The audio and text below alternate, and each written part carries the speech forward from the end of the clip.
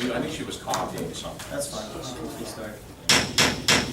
All right, call to order, meeting of Borough of Crafton for May 12th, 2014. Flag salute by Ms. Post. I pledge allegiance to the flag of the United States of America and to the republic for which it stands, one nation, under God, indivisible, with liberty and justice for all.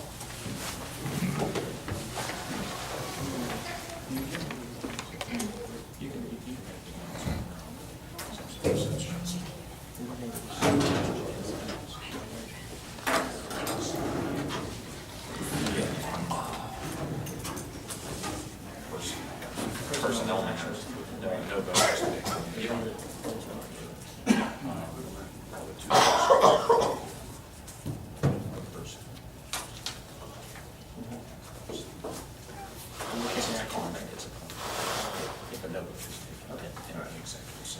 All right, I wanted to make the public aware that we had an executive session preceding this meeting to talk about personnel items, no action and no vote was taken in that meeting. Roll call, please. Mr. Amendola. Here. Ms. Amendola. Mr. O'Brien. Here. Mr. Phillips. Here. Ms. Post. Here. Ms. Whitefield. Here. Mr. Hayes. Here. Mayor Bloom. Here. Solicitor Daly. Here. Director Beachy is present. Making copies. That's it? Okay, I will entertain a motion for the approval of the bill list dated May 12th, 2014. So moved. Second. Moved and seconded. Any discussion on the bill list? So I understand that I'm looking at 400.74 on the major equipment for the cost of the computers, I get that. And then the cost to install them. But what is 410.74 capital outlay for $2,700? 410 is the police account. The 400 was the administrative. No, I know, I was just looking at everything about the computer, so I saw the one, I saw the install, and now this one says CMIT Solutions, Pittsburgh North, PD Computers, $2,700. I was just wondering what that was. Rather than put it under computer capital outlay for major equipment, they forego buying a new police car this year. And they're buying new Fess out of that account, as well as the 4 new computers downstairs. And I think there's one other item, and it's all going to be expended out on that line item. Isn't that a bid thing? Shouldn't that be put out to bids or buying computers? No, we have a government contract with Dell. So it was bought through, CMIT ordered it for us through Dell. It's a CoStar's program. Oh, that's not necessarily what I was questioning. I was just questioning what capital outlay was and why we paid them $2,700. Okay. I think that was decided during the budget times, when that money was. Any other questions on the bill list? Roll call vote, please. Mr. Amendola. Yes. Ms. Amendola. Yes. Mr. O'Brien. Yes. Mr. Phillips. Yes. Ms. Post. Yes. Ms. Weitzel. Yes. And Mr. Hayes. Yes. Next. Okay. I'll entertain a motion for the approval of the minutes dated April 14th, 2014. So moved. Second. All right. Any discussion on the minutes of April 14th, 2014? Hearing no discussion, roll call vote, please. Mr. Amendola. Yes. Ms. Amendola. Yes. Mr. O'Brien. Yes. Mr. Phillips. Yes. Ms. Post. Abstain, I was not in attendance. And Ms. Weitzel. Yes. And Mr. Hayes. Yes. Minutes passed. All right, we are going to go into citizens' comments now. There are 3 folks signed up. I would ask you to come to the microphone, state your name and address, and please limit your comments to 3 minutes. We have a very stacked agenda. Jack is first, but you guys can go whatever order you like.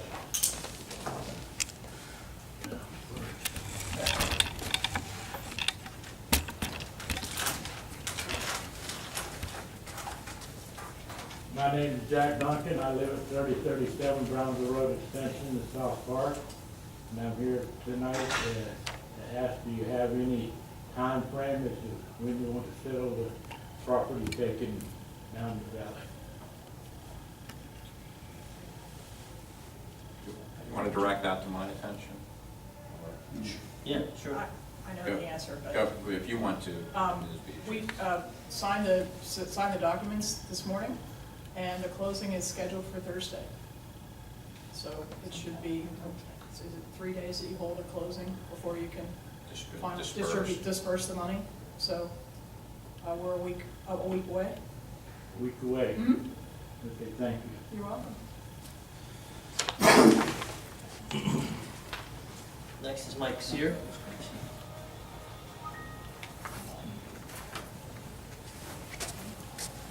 Good evening, my name is Michael Sear, 250 Lincoln Street, my address. Good work, getting that paid, getting that done. You guys moved really fast. That was great. That showed a lot of concern. I appreciate that. My comments tonight were in regard to the last council meeting when I spoke. After I spoke, Mr. A was polite enough to tell you that half of the things I said were true and half of the things I said weren't. And had I been allowed to respond, I would have invited him to explain what was true and what wasn't. And I think everybody else should have asked that question too. It's my opinion that in regard to the Duncan matter, the council has a fiduciary responsibility to deconstruct that situation and find out where the responsibility lies. I see the council appointing committees to look into all kinds of things. But when there's $2 million at stake, I really think it's high time somebody gets a look at this. I was very serious about my comments. I don't think that people that were involved in it should still provide services to the borough. I don't think that, this is a terrible situation for Grafton Borough. And I really would like to see somebody go in. I know that nobody was able to do anything before because it was an executive matter. But now it isn't. And it's time to look at this and find out, again, like I said the last time, where the money can come from, how we can get it back, who's responsible for this. It is particularly disturbing to me that Judge Ledbetter described it as intentional missteps and legal wrangling. When a high court judge says something like that, puts it in writing, at the end of the decision, it gives me question. Intentional missteps and legal wrangling. That gives me cause for alarm. So those are my comments for tonight. I appreciate you letting me talk, and I appreciate your service. Thank you. Thank you, Mr. Chair. Rachel Mel?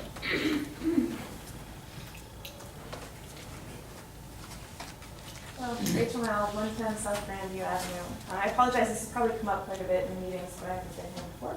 So I'm just curious about the potholes and kind of what the plan of action is for fixing them all over. Are you guys doing, is it just, kind of section by section? You hit the top priority ones first? You can address that. We do. Obviously, we have not had the best weather for this.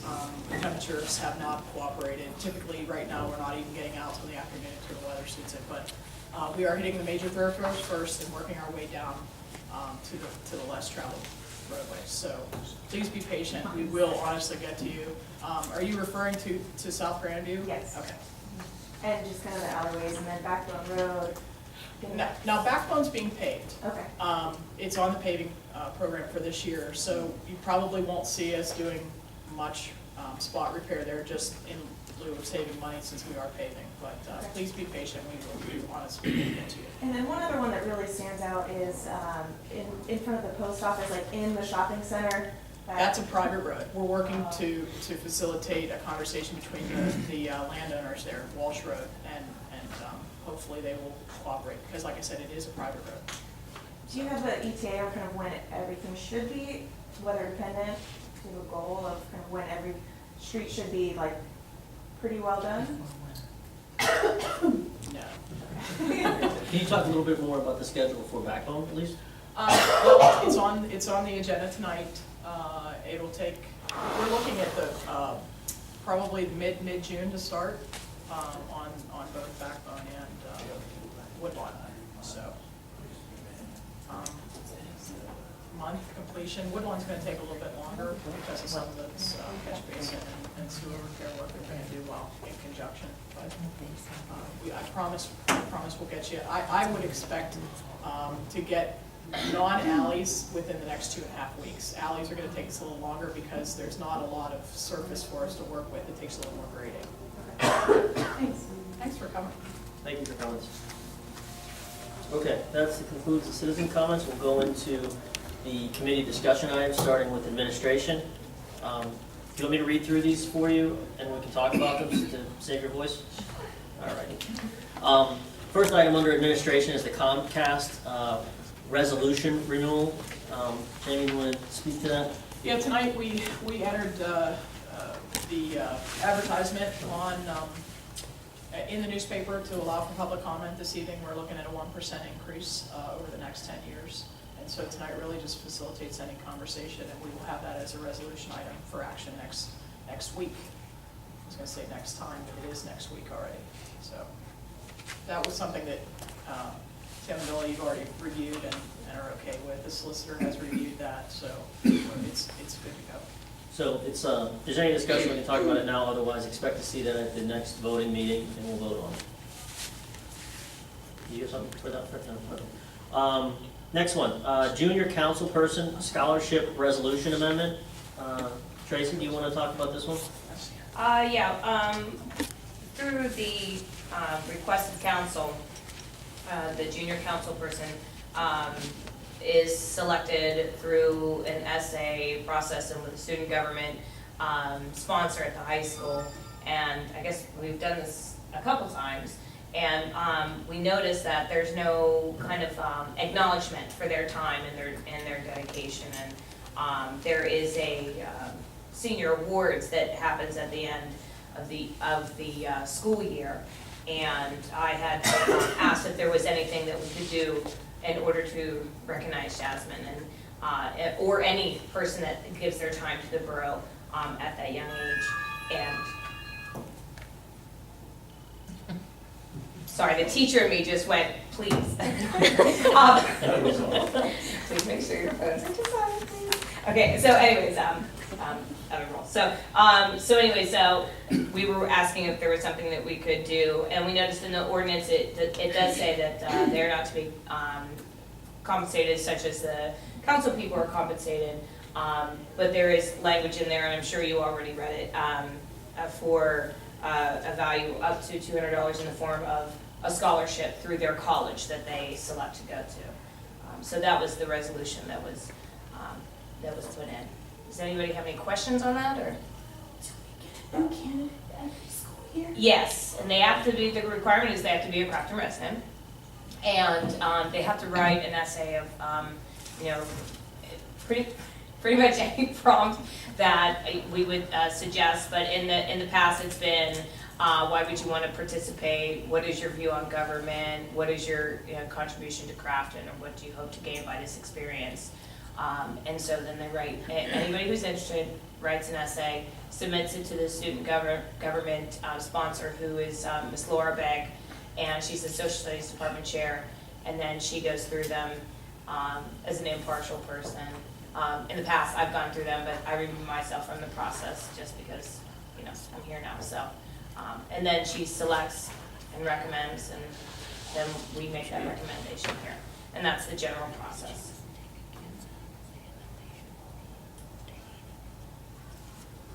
Any questions?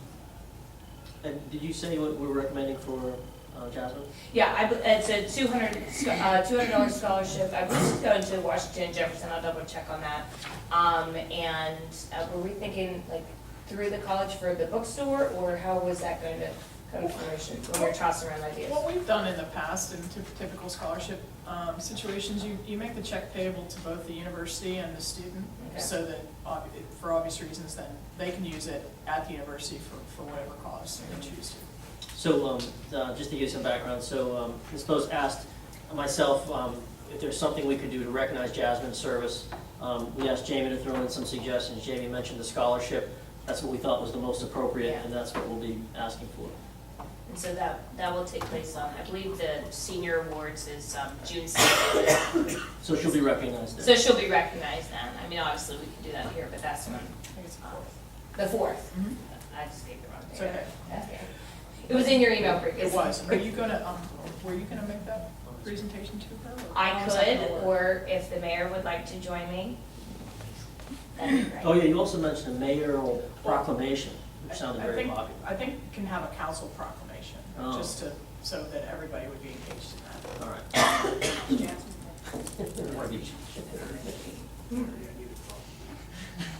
Have you ever had a proclamation? Yes. Oh, that's- Council proclamation. So you'll know what that is. All right, let's move on to the next one. Jamie, I think this is yours, right? The borough building, exterior painting and pointing, garage and basement repair. Yeah, it's also on my manager's report, but I have received 3 quotes for the exterior painting, and that's of the community center. I was just asking the advice of Councilman O'Brien in terms of one of the bids came in, 2 of the bids came in around 15,000. The lowest bid came in at 7.9, and so I'm going to investigate, whether or not that's an appropriate number for painting that building. I'll be looking into that. Additionally, I expanded because we only had one written quote for pointing this building, I reached out to Gateway for a number of contractors that specialize in commercial pointing. 3 of them have come out to look at the building, and I'll be expecting some figures from them additionally here in the next week or so. I also had the engineers come is everybody familiar with the police garage issue and the basement issue? There's some structural issues with both the garage and the undercarriage. I had them come out so we could really do a good spec on that, as opposed to just temporarily fixing it and making a more permanent arrangement.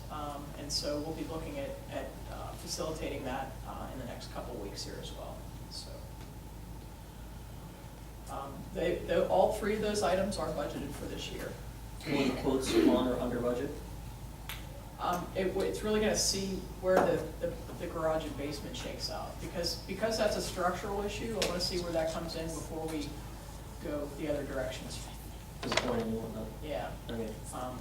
The painting is a promised item that's been on there for some time. The pointing is affecting our walls in the administration office. That's where all the moisture is coming from. So all 3 really need to be addressed. The pointing in the garage probably more immediate than the painting. The painting is obviously just cosmetic. So. Okay. Any other questions about that? Okay, let's move on to the employee handbook update. Has everyone had an opportunity to read the draft employee handbook?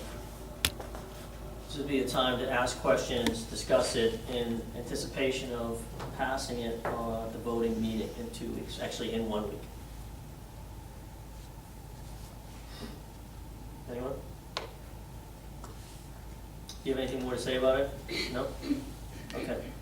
All right, let's move to the ethics code. So, action item from last week was to take a look at the ethics code as presented by Ms. Weitzel, the ethics code that is actually on the books with Crafton, and at the mayor's suggestion, try to marry those 2, where they overlapped or where they didn't overlap. Has everybody had a chance to read both of those and have comment? Yeah, I've read both of them and Mr. Callen's letter. I guess the question is, has the solicitor reviewed?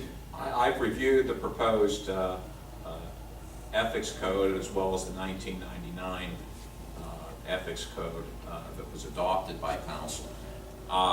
The State Ethics Act does permit governmental bodies to enact their own supplementary provisions to the ethics code, provided that no provision can be less restrictive than what's provided for in the state law. So Crafton would have the option of adopting its own ethics code so long as its provisions were at least as restrictive as the State Ethics Act. I'm not sure if what council is more interested in are ethical standards that mirror the ethics code, or more like a code of civility and decorum for meetings. And I think I believe that may have come up at the last meeting that Mr. Abe attended. And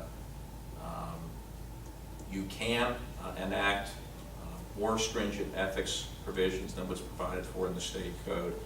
But the state code, I will say, is pretty comprehensive in terms of the financial disclosure requirements, the prohibition against, the key is always pecuniary or monetary gain for public officials, for themselves, and for any immediate member of their family.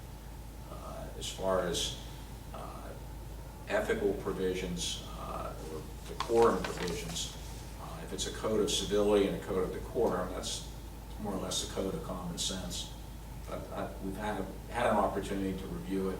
There's nothing, if Crafton wants to adopt something, its own ethics code, I don't see anything preventing it from happening, as long as it's at least as restrictive as the state ethics law. And you also looked at the 1999 code that we already have? I did. I mean, one of the things, was that adopted by resolution in 1999, a motion, simple motion? It is in my packet of materials. Well, before we get into the mechanics of adoption and whatnot, your read of them, how complementary was the one from 1999 versus the one that's being proposed, and how much did it, I don't want to say deviate, but how much did it overlap with the state ethics code? It seemed to me there was quite a lot of overlap between the 1999 code and what's provided for in the state law. As far as the proposed new ethics code, one of the comments I had to the interim manager was it didn't appear, there was, I believe, some definitions provided, and there was a preamble with the code of holding public officials to high standards and so forth, but there was a definition section in the new proposed ethics code for the borough, but it didn't appear to be complete to me. That it was a work, and it looked like it was more like a work in progress. And in my own conversation with the interim manager, it was my understanding that the council might be leaning to go more of a code of civility, code of decorum type of arrangement. I'm not sure that's the case for council or not. That was my understanding after talking to the interim manager about this. April, you want to speak to whether it was your intention more of a code of civility, and if so, did you consider changing the language of it to be a code of civility? Well, I frankly think we need both, given some of the things that we know have happened. I don't see the harm in a code of ethics. We are the only borough in our college that does not have one, an additional code of ethics. Code of conduct and decorum. I think it's pretty obvious. Anyone's ever attended some of our meetings, that too is needed. So. One of the questions was raised when we first discussed this was by Mr. O'Brien, correct me if I paraphrase it wrong, but he was worried about what's the, how do we, enforcement of it. So if it is a code of ethics or a code of civility, or a combination of both, right, and someone violates this code of civility, he was concerned about how we would monitor it, discipline, if you will, or some other type of enforcement. It's a code of civility is, quite frankly, is only as enforceable as the president of council.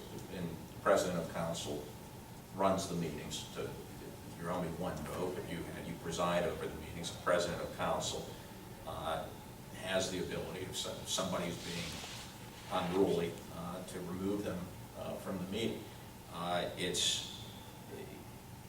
it's only as enforceable as the people on council, including and perhaps especially the president, want to enforce it. I mean, that's the bottom line. I mean, obviously with the State Ethics Act, there's the Ethics Commission, there are potential criminal penalties that are involved. But when it comes to civility, common sense, and decorum, it's only as enforceable as the people. You adopt a set of guidelines, and it's up to the people on council to follow that. I wish I could be more concrete, but that's essentially what it is. And there's no discipline, right? I mean, short of removing someone from a meeting or adjourning a meeting or calling a recess to a meeting, there's no discipline that would be involved. No, I'm not aware of any discipline that would be enforceable. But, my concern, and it says right here, it is the desire of the Borough Council to earn and maintain for the government of the Borough of Crafton the reputation as an honest municipality, and to that end, this ethics code shall be liberally construed and strictly enforced. And how is it going to be enforced if it is adopted? Again, I mean, it's as enforceable as the members of council want to make it. You can have a budget. So it's arbitrary? I don't want to say arbitrary. I'd say there has to be a commitment for the members of council to want to abide by it.